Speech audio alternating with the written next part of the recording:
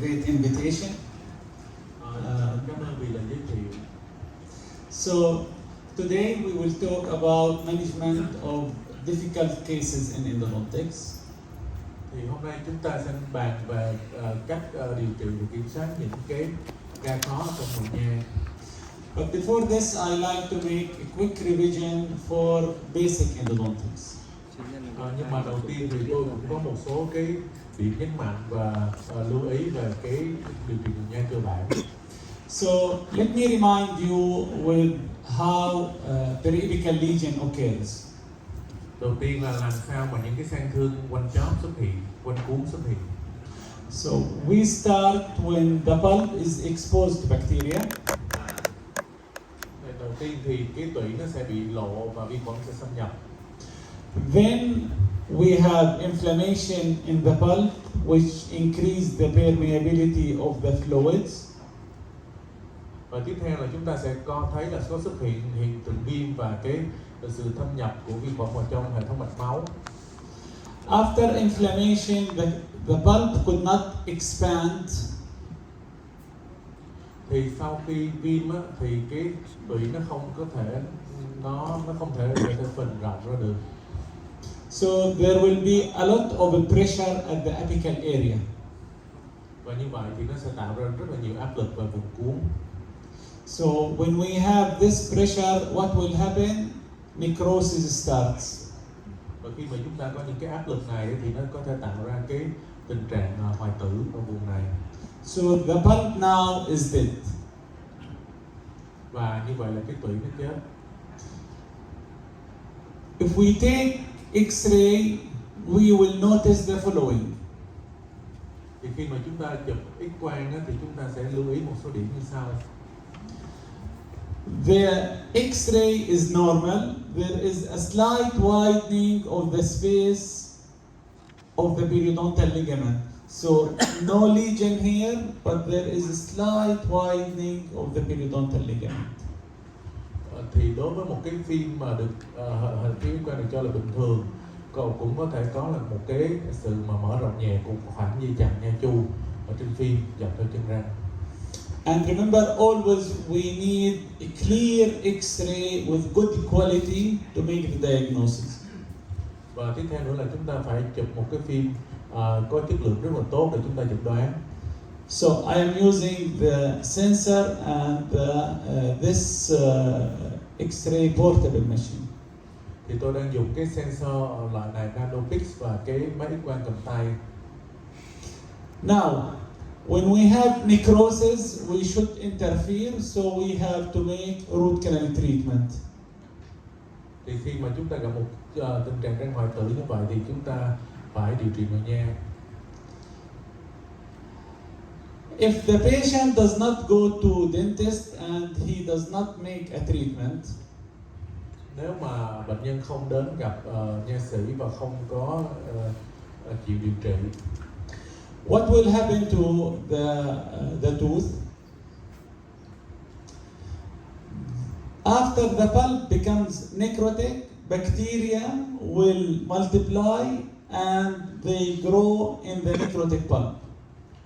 Thì chuyện gì sẽ xảy ra khi mà tủy bị hoại tử, mô tủy bị hoại tử thì vi khuẩn sẽ xâm nhập vô toàn bộ cái hệ thống tủy. And this bacteria and the toxins will go down to reach to foramen. Thì vi khuẩn và độc tố vi khuẩn sẽ đi đến cái lỗ chóp.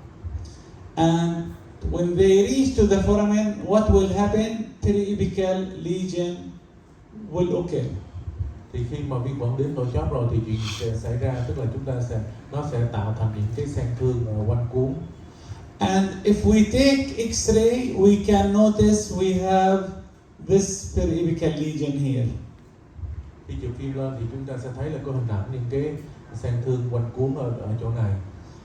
So, in endodontics, our goal is the following. Thì ở trong điều trị màng nha thì mục tiêu của chúng ta là những gì?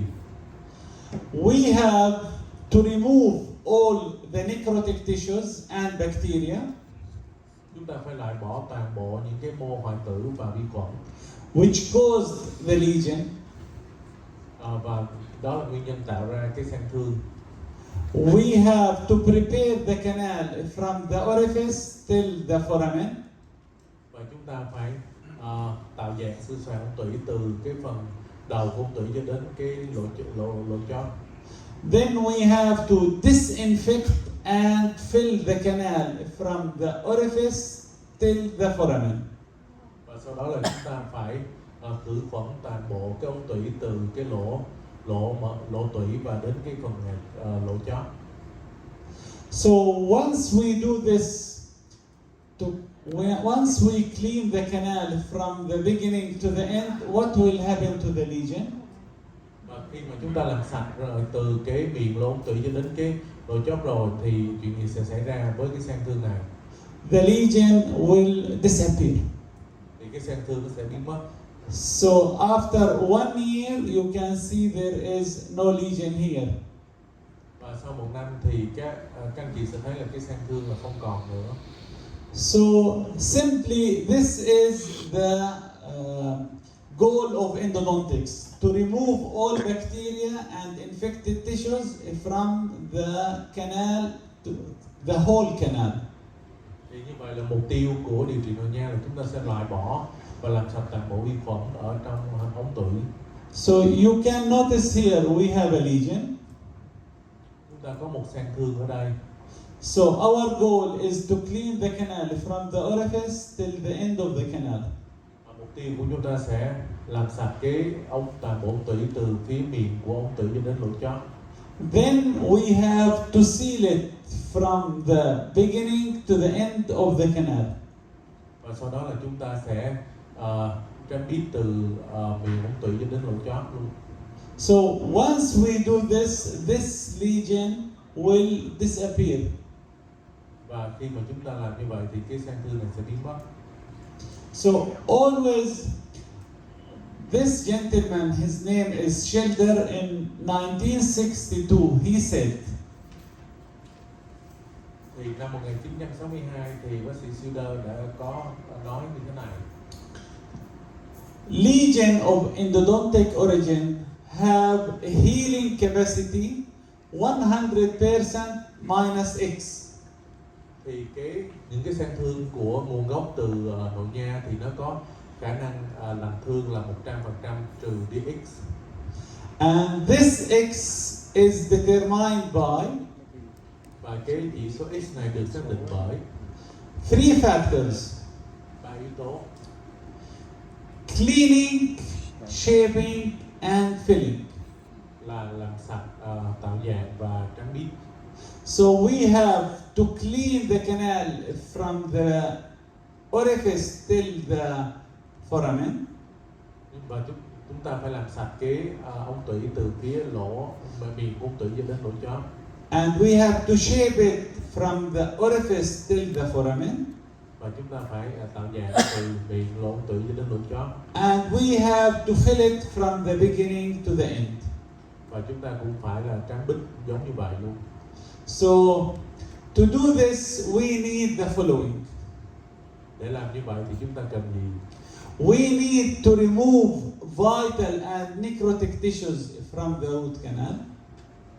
Thì chúng ta phải loại bỏ những cái mô hoại tử và mô sống còn lại ở trong cái ống tủy một cách hiệu quả.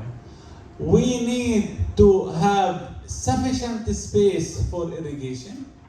Và chúng ta phải tạo ra một cái khoảng không đủ rộng để ở trong ống tủy để chúng ta bơm rửa. We need to preserve dentine and save the dentine of the tooth. Và chúng ta phải bảo tồn cái ngà chân răng. We should not have any endodontic errors like a broken instrument or perforation. Và chúng ta nên tránh cái việc mà làm gãy trong hoặc là trong tủy hoặc là lủng ống tủy. And we have to make the obturation easier. Và chúng ta phải trắng bít ống tủy. And we have to avoid any irritation of the apical area. Và chúng ta phải tránh cái sự kích thích đối với những cái mô quanh chóp, mô quanh cuống. So even if we have big lesion like this, our goal is to clean, shape and fill the canal from the orifice till the end. mặc dù chúng ta có một cái sang thương rất là lớn như vậy, nhưng mà mục tiêu của chúng ta cũng vẫn là làm sạch và tạo dạng từ trên xuống dưới. So when we fill the canal from the entrance to the end, Chúng ta sẽ sau đó chúng ta sẽ chán ít ống tủy từ cái miệng vào ống tủy rồi đến cái lỗ chót. this lesion here will disappear. Và sau đó cái sang thương này sẽ biến mất. So always, the periapical lesion here is due to bacteria inside the canal. Thì cái sang thương này nó đã biến mất tại vì cái vi khuẩn trong tủy đã được loại bỏ. So to remove the necrotic tissues and bacteria from the canal, we need to use files.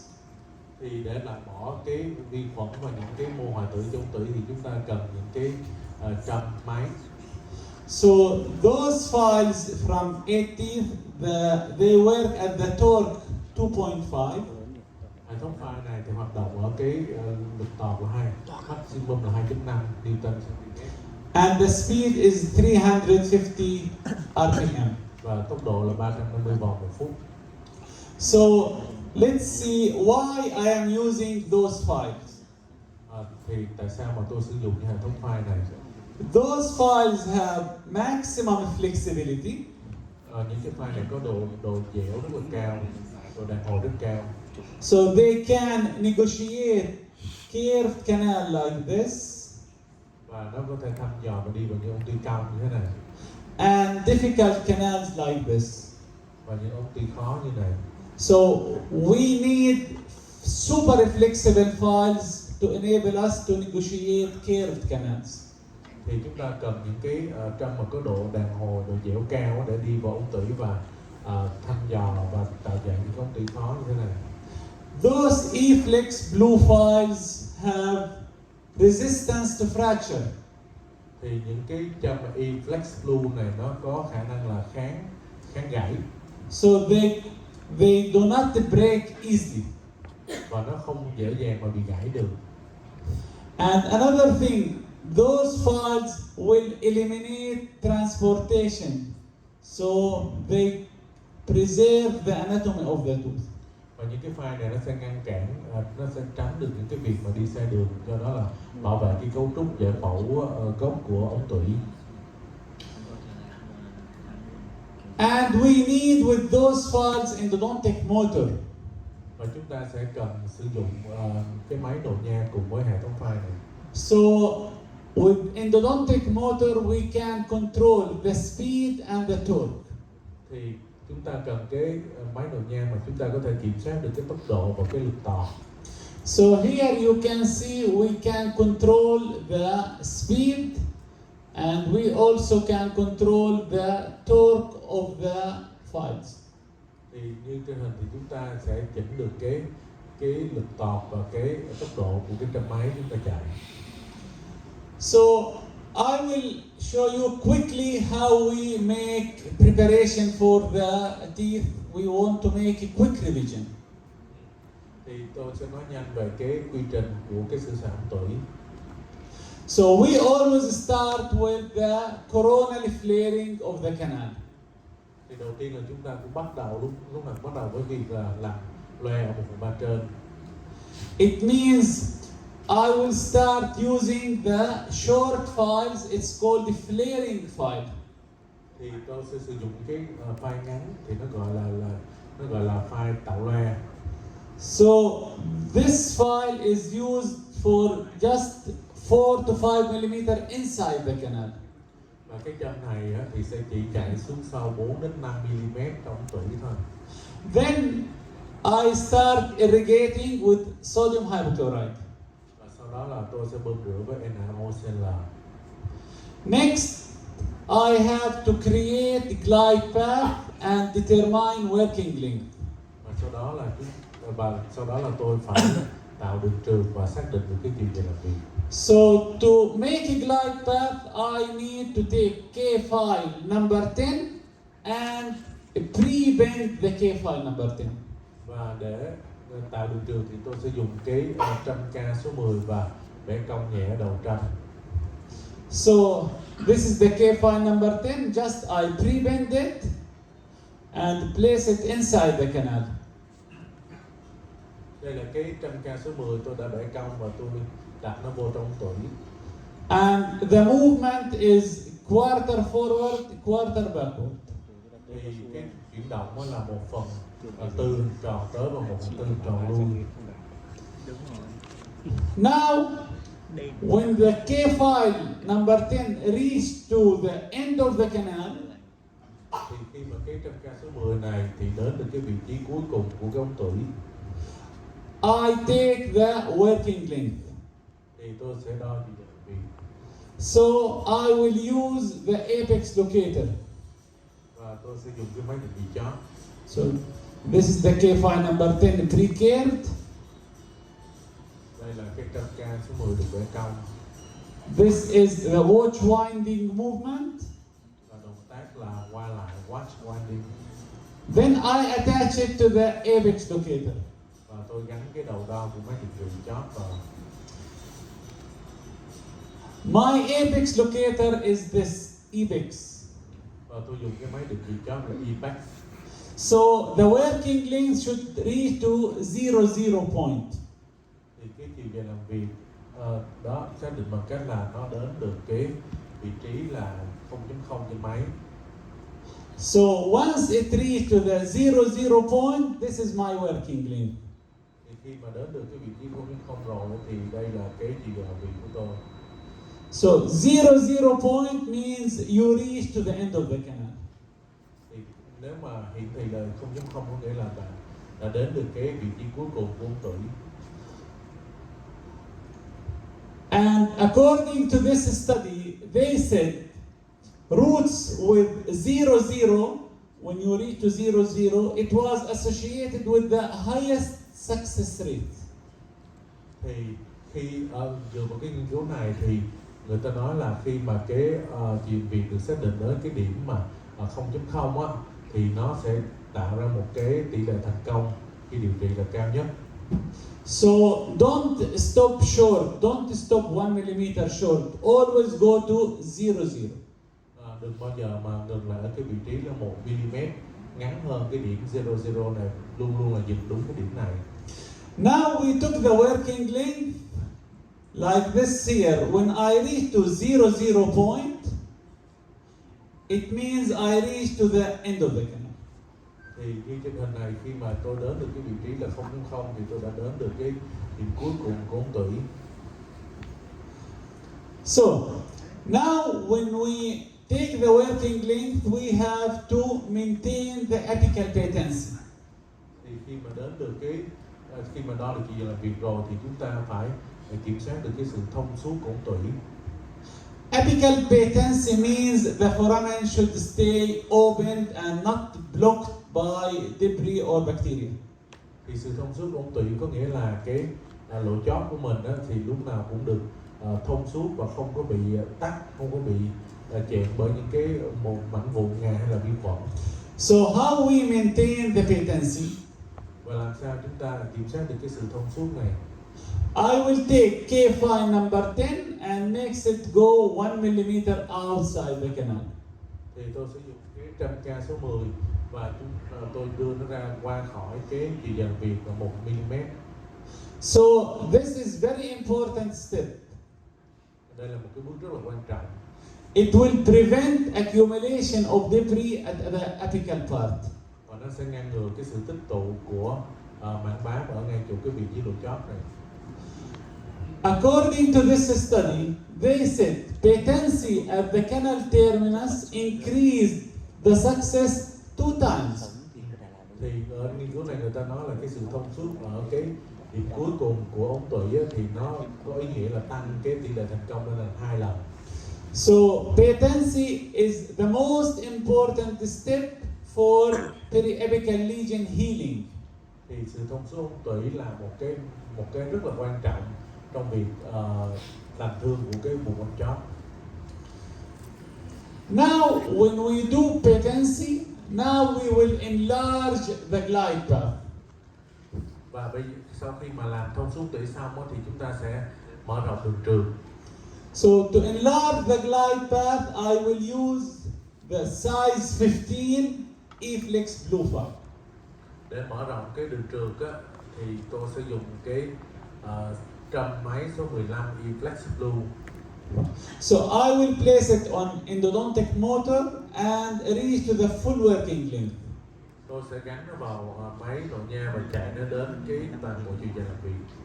So this is the 15. I place it inside the canal to the full working length. Đây là cái trầm máy số 15 và tôi chạy nó đến hết chiều dài làm việc. Then always don't forget to irrigate. Và đừng quên là bơm rửa sau mỗi lần chạy trong. Now after this, I will enlarge the body of the canal. Và sau cái bước này thì tôi sẽ mở rộng cái phần thân của ống tủy. So always after I make irrigation, I check patency. Và sau khi mà tôi bơm rửa thì tôi luôn kiểm tra cái sự thông suốt của lỗ chóp. So how much I have to enlarge the canal? Như vậy là tôi mở rộng ống tủy được lên đến được cái kích thước như thế nào phù hợp. According to this article, apical preparation to size 30, taper 4 is effective to clean the canal. Thì dựa trên cái nghiên cứu này á, thì cái trầm máy kích thước 30 và độ thuôn là 4% là cái kích thước phù hợp để làm sạch ống tủy. So to prepare the canal, I need 3 files, 20, 25, and the final file is 30. Thì tôi sẽ cần để tạo dạng ống tủy thì tôi sẽ cần 3 cái cây trầm máy, tức là cùng độ thuôn 4%, là cây số 20, cây số 25 và cây số 30. So now we need 5 files to prepare the canals from E-Flex Blue. Như vậy là tổng cộng là chúng ta sẽ cần khoảng 5 cái cây trâm E-Flex Blue các số để chúng ta tạo dạng ống tủy. So the first file is for coronal flaring. Thì cái cây trâm đầu tiên là cái cây trâm tạo loe. The second one is for glide path enlargement number 15. Thì cái cây thứ hai là cái cây mà mở rộng đường trượt, tạo đường trượt là cây số 15. And to enlarge the body of the canal, I need 20, 25, and 30. Và để rộng cái toàn bộ phần thân ống tủy thì tôi sẽ dùng cái cây trâm số 20, 25 và 30 độ thuôn 4%. So I will start with 20. Tôi sẽ bắt đầu với cái cây trâm số 20. Then I will irrigate. Và sau đó là bơm rửa. Then I check patency. Và kiểm tra lại cái sự thông suốt của lỗ chóp. Then I will go to 25. Then irrigate. Then check patency. Và tôi tiếp tục với lại cái trâm số. Then my last file is 30. And I irrigate and check patency. Tôi tiếp tục với trâm số 25 bơm rửa và kiểm tra thông suốt, và cái trâm cuối cùng của tôi là So- cái trâm số 30 cũng giống như vậy luôn. So once, and don't forget always to irrigate. Và đừng bao giờ là quên là phải bơm rửa liên tục. And at the end of the preparation, I have to activate my irrigant. Thì cuối các bước cuối á, thì là tôi phải dùng cái phương tiện để tôi kích hoạt cái dung bơm rửa.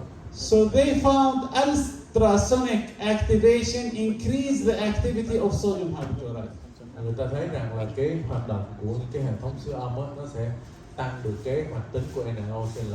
So to increase the activity, I like to use ultrasonic device for activation. Như vậy thì tôi sẽ dùng cái dụng cụ kích hoạt siêu âm để tôi làm cái công việc này. So we will use Ultra X ultrasonic activator. Tôi sẽ dùng cái máy Ultra X, là một cái máy mà kích hoạt siêu âm trong một nha. So what I'm going to do after finishing the preparation with size 30, Sau khi mà tạo dạng xong với là cái trâm số 30 toàn bộ ống tủy, I will take my Ultra X and place it inside the canal for 1 minute. tôi sẽ dùng cái mũi Ultra X và tôi kích hoạt cho ống tủy trong vòng 1 phút. And remember, we make this at after the preparation is finished. Và Và nhớ là chúng ta chỉ kích hoạt cái siêu âm này sau khi chúng ta tạo dàn hoàn tất ống tủy thôi. Because we need enough space to enable the ultrasonic to enter inside the canal. Tại vì chúng ta phải cần một cái khoảng không đủ rộng và an toàn để cái mũi siêu âm có thể đi trong tủy. So it should take place only after preparation.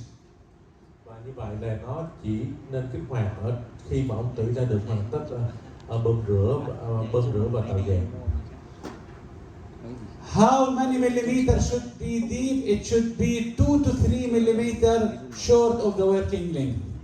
Thì cái đầu siêu âm thì nên đặt ở trong ống tủy là ngắn hơn 2 đến 3 mm so với chiều dài tủy. And how many seconds? I need 1 minute for each canal. Thì thời gian là bao lâu thì tôi thường kích hoạt 1 phút cho mỗi ống tủy. And what is the power? It's a medium power. Về cái mức năng lượng của máy thì tôi sử dụng mức năng lượng trung bình. So I will make activation, then after finishing I will dry and fill the canal. Và như vậy tôi sẽ kích hoạt cái dung dịch bơm rửa trong tủy và sau đó là tôi thấm khô ống tủy và tôi chấm bích. And you can see the result after 2 years. Và đây là kết quả sau 2 năm. So remember always, we need only 5 files to prepare the canal. Như vậy là chúng ta chỉ cần 5 cái trên máy các thông số khác nhau để tạo ra ống tủy. The first 5 for flaring the entrance. Cái đầu tiên thì để làm loe cái phần miệng tủy. Then enlarge the glide path with the size 15. Và mở rộng cái đường trường với lại trong số 15. Then 20, 25 and 30. Và sau đó là tạo dàn với 120, 25 và 30. So you can prepare the whole canal with those files. Là chúng ta có thể là tạo dàn toàn bộ các ống tủy của răng với cái hệ thống răng này. So whatever the difficulty of the cases or the width of the canal, you can reach only to size 30. Thì đối với những cái ống tủy như thế này thì chúng ta nên tạo dàn đến một cái số nhất định. And the irrigation will clean the canal. Và sau đó là chúng ta bơm rửa để làm sạch ống tủy. So here I reach to the 30. Ở đây là tôi tạo dàn đến số 30. And you can see the result after 1 year. You can see the healing. Và sau 1 năm thì các bạn có thể thấy là cái nó làm hư rồi. So even if the foramen is wide, Và ngay cả trường hợp mà cái lỗ nó rộng, like this here, it is the size of the foramen is 0.7. It means 70. thì như vậy là chúng ta thấy là cái đường kính của lỗ chóp ở đây là 0.7 mm là. So what file I have to use in this case? Thì tôi nên chạy cái châm nào ở trường hợp răng này? I will use size 30. Tôi cũng sử dụng cái 130 luôn. And I will use irrigation to clean the canal. Và tôi sẽ bơm rửa ống tủy. And this will be the result. Và đây là kết quả. And let's see this patient after 2 years. Và đây là hình ảnh răng của bệnh nhân sau 2 năm. You can see the healing here. Thì các bạn có thể thấy là cái nhiễm trùng nó đã được lành thương rồi. So no need to over enlarge the canal. Chúng ta không cần mở rộng quá mức trong ống tủy. Now once you finish the preparation, we will go for obturation. Và khi mà chúng ta đã tạo dàn xong thì chúng ta bắt đầu qua bước là tránh biến ống tủy. We have more than 18 techniques for obturation.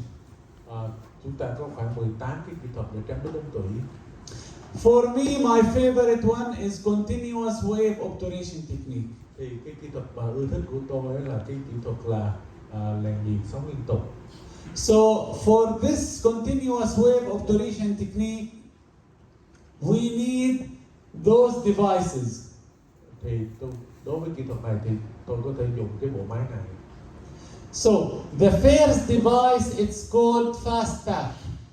Thì cái thiết bị đầu tiên là cây fast pack. Fast pack, it means you can fill the apical part of the canal in 12 seconds.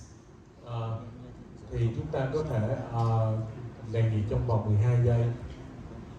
So after choosing the master cone, you can place the largest plugger 5 mm short of the working length. và sau đó thì chúng ta sẽ bỏ cái cây nhồi đến cái vị trí là 5 mm cách dây đồng tiền. So now we chose the plugger and the master cone. Và sau đó là chúng ta sẽ chọn cái cây nhồi phù hợp với cây cone. I will place, this is the device here. We place it at 250 degree. Chúng ta sẽ chỉnh lên là cái nhiệt độ là 200 độ C. Then I place, this is the master cone here, and this is the plugger. Đây là cái cone chính và đây là cái cây làn nhiệt.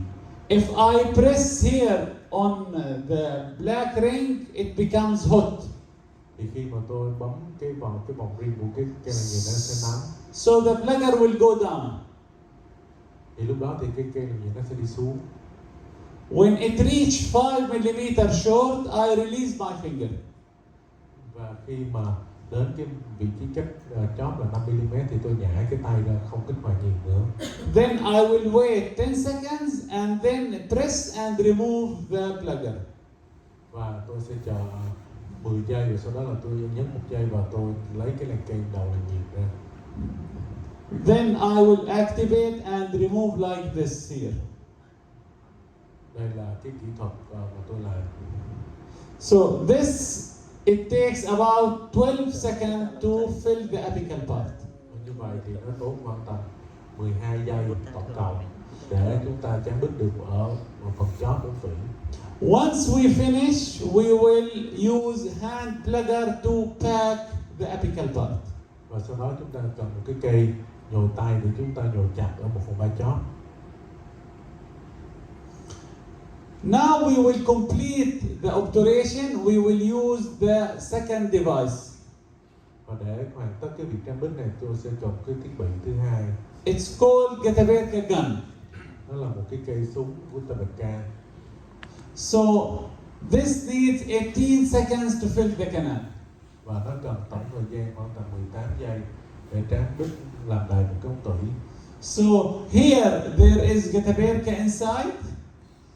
Với cái cây súng này có chứa Getaberka bên trong. If we press on this bottom here, the Getaberka will come from here. Thì nếu mà chúng ta nhấn cái nút đó thì cái Getaberka nó sẽ đi ra ngoài. So let's see how it works. Và bây giờ chúng ta coi cái cơ chế hoạt động của nó. So when I press here, there is a light. It needs 30 seconds to become hot. Now if I press, it will come out from the needle here. Thì đầu tiên là chúng ta sẽ bấm để chúng ta kích hoạt làm nóng cái đầu, làm nóng cái bộ của Getaberka bên trong. Và sau đó cái khoang dưới của Getaberka xong rồi chúng ta bấm thêm một lần nữa để nó Getaberka được chảy ra. So I will place the needle inside the canal and push. Và tôi sẽ đưa cái đầu kim bơm vào trong ống tủy và sau đó là tôi kích hoạt để bơm. So this is the needle inside. When I push, it will come and fill the canal. Đây là khi mà cái đầu kim bơm của Getaberka nó trong ống tủy và khi tôi kích hoạt nó sẽ bơm cái Getaberka ra để làm đầy ống tủy.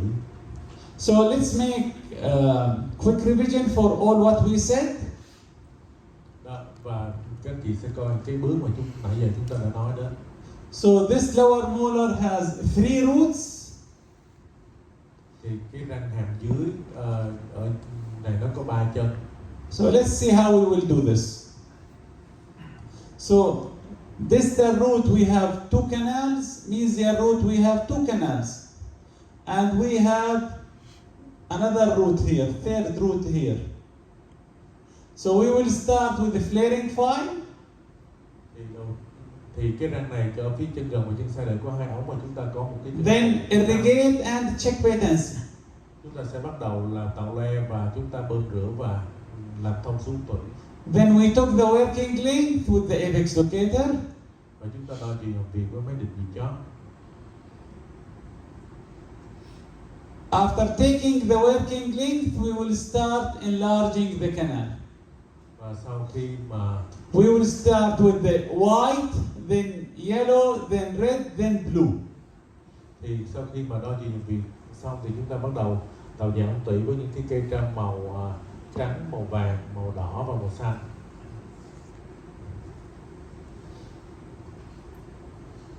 And between them we have to irrigate and check patency.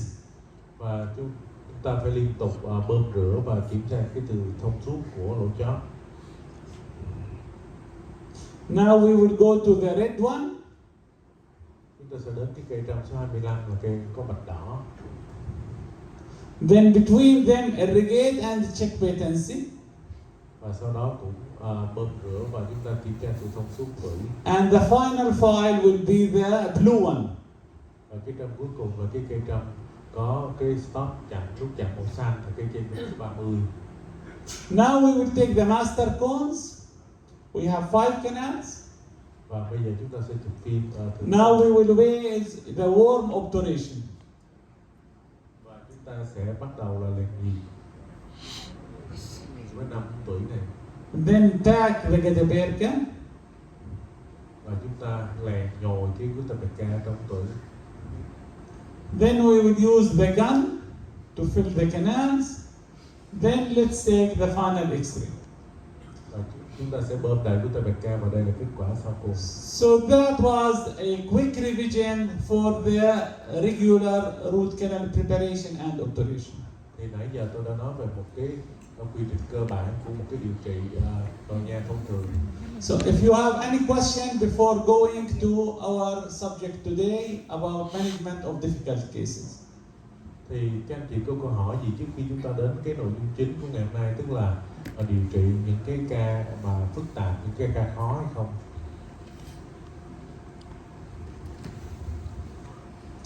Well, all of those cases are done, or what you are going to see are done in this way, worm obturation technique.